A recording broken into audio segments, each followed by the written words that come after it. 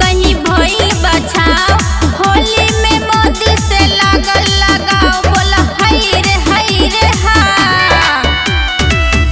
रबड़ वाला चोली ओकर रंग हो खेलाल हो।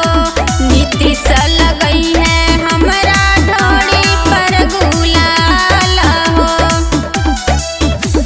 गाल लाल लाल कर तनी सा ख्याल कर, अपना आदत में कर तू सुधार जी।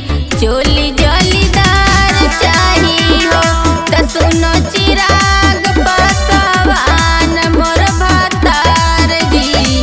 चोली जलीदार चाही हो।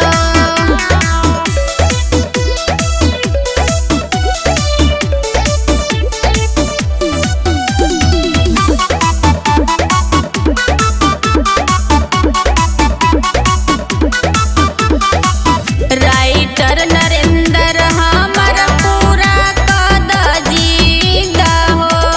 तोहरे पर लागल बाटे बेबी के उम्मीद हो। आसो के होली लागे नमकीन, साया में बनल बाटे चीनी मिल, बोला हाय रे हा। राइटर नरेंद्र हमर पूरा कद जीदा हो। तोहरे पर लागल बाटे बेबी के उम्मीद हो।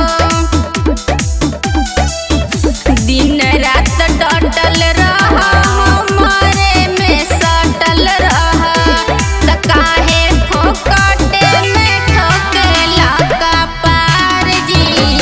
चोली जलीदार चाही हो त सुनो चिराग पासवान मोर भतार जी। चोली जलीदार चाही हो। जाके ले आवा, संसद विधायक के सपना बाद में देखिया।